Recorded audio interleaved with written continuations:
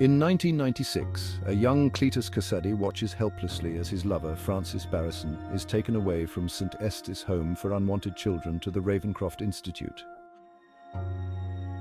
The separation is heart-wrenching for both of them. Frances, no, I'll find you, I promise. I will never give up on you. On the way, Frances uses her sonic scream powers to attack young police officer Patrick Mulligan. Mulligan shoots Frances in the eye and suffers an injury to his ear due to her scream. Unbeknownst to Mulligan, who believes he killed her, Frances is still taken to Ravencroft, where her abilities are restricted. In the present day, Mulligan is now a detective and asks journalist Eddie Brock to speak to serial killer Cletus in San Quentin State Prison, as Cletus refuses to talk to anyone other than Eddie. Eddie, I need you to do this. Cletus won't talk to anyone but you. All right, Mulligan, I'll see what I can get out of him. This is our only chance to get a confession. We need to know why he did it. I'll do my best, Mulligan. After the visit, Eddie's alien symbiote Venom deduces where Cletus has hidden the bodies of his victims. This revelation gives Eddie a considerable career boost as he provides crucial information to the police, enhancing his reputation as a top journalist. Anne, it's been a while. What's up? Eddie, I wanted to let you know that I'm now engaged to Dr. Dan Lewis. Oh, congratulations, Anne. That's, great news. How did it happen? Well, he proposed last weekend. It was really romantic. I'm happy for you, Anne. You deserve the best. Thanks, Eddie. That means a lot. Come witness the grand finale. Eddie, I want you to be there at my execution. Cletus, you really are something else. Why would I want to see that? You're just a loser hiding behind that alien freak. Because, Eddie, you and I, we're more alike than you think. You know nothing about me, Cletus. Nothing. Provoked by Cletus's taunts, Venom lashes out. Ow, you think that scares me? You're pathetic. Cletus bites Eddie's hand and ingests a small part of the symbiote. Now the real fun begins, Eddie. The symbiote begins to merge with Cletus, setting the stage for Carnage. Back home, Venom has an intense argument with Eddie about wanting more freedom to eat criminals. The argument escalates, and the symbiote decides to leave Eddie's body, going off on its own. Eddie is left alone, feeling the weight of Venom's departure. As Cletus's execution begins, a red symbiote emerges and blocks the injection. Named Carnage, it goes on a violent rampage through the prison, freeing inmates and killing guards. The chaos spreads quickly, with Carnage showing no mercy. The prison is thrown into utter turmoil as the symbiote's power is unleashed, leaving destruction in its wake. Carnage agrees to help Cletus break Frances out of Ravencroft in exchange for Cletus's help eliminating Eddie and Venom. Carnage agrees to help Cletus break Frances out of Ravencroft in exchange for Cletus's help eliminating Eddie and Venom.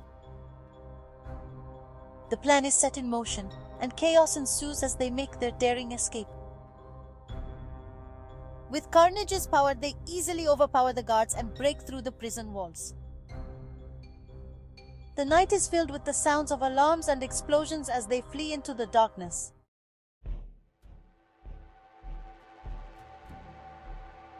There's something big brewing and it's dangerous. Eddie, you need to listen to me. Things are getting out of hand. Mulligan, I know. But what do you expect me to do about it? Just stay out of it, Brock. For once, keep your nose clean. Meanwhile, at Ravencroft, Cletus Kasady makes a bold move. Frances, it's time. We're getting out of here. Finally, Cletus, let's go.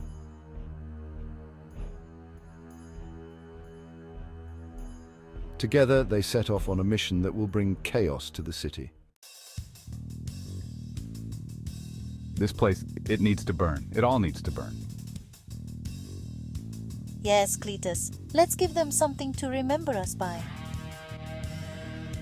Cletus and Frances set St. Esther's Children's Home ablaze, leaving a trail of destruction in their wake.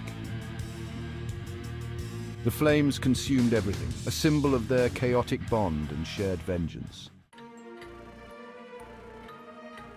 Brock, you're under arrest. I knew you were hiding something. Mulligan, you don't understand. It's not what you think. Save it for your lawyer, Brock. Desperate, Eddie reaches out to the only person he can trust. Anne, I need your help. Venom. Venom's gone. Eddie, what happened? This is serious. With Venom separated from him, Eddie faces an uncertain future. The weight of the situation sinks in as Eddie contemplates his next move. Every decision now carries immense consequences. Eddie knows he must find Venom, no matter the cost. As Venom makes his way through San Francisco by hopping from body to body, Anne finds him bonded to Mrs. Chen and convinces him to forgive Eddie. Venom reflects on his journey and the bond he shares with Eddie. Venom, you need to forgive Eddie. He needs you, and you need him. Trust me on this. Venom contemplates the importance of their partnership. All right, Venom, let's get you back to Eddie. Venom, you're back. Let's get out of here.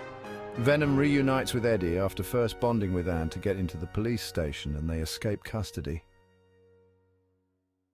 They make their way through the chaos, dodging officers and obstacles. Finally, they burst out into the night, free at last. Well, Detective Mulligan. Looks like you're my special guest. And Anne, you're coming with me. We're going to have a little ceremony at Grace Cathedral. Venom, we have to stop them, no matter what. Eddie, be careful. Frances is dangerous. Eddie and Venom arrive to fight Carnage, while Frances seemingly kills Mulligan by hanging him with a chain. The battle rages on, with Venom and Carnage clashing in a brutal fight. Eddie and Venom fight with all their might, determined to stop Carnage. The final battle reaches its climax in the dark, eerie cathedral.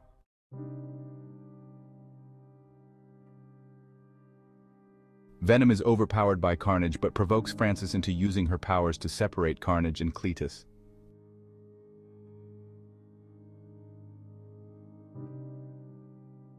Venom devours Carnage and kills Cletus, while the collapsing cathedral crushes Frances.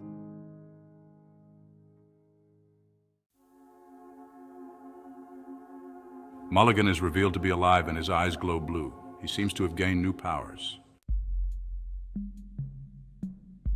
Eddie and Venom, now fugitives, decide to take a vacation while they ponder their next steps. They find themselves on a secluded beach, away from the chaos. You know, we really need to figure out what to do next, but maybe a little break first? Yeah, a break sounds good. We deserve it after everything.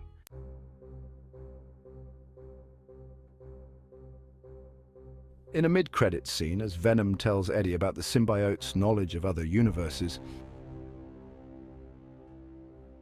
a blinding light suddenly transports them from their hotel room to another room, where they watch J. Jonah Jameson talking about Spider-Man's revealed identity as Peter Parker on television. What the? Where are we? And Peter Parker is Spider-Man?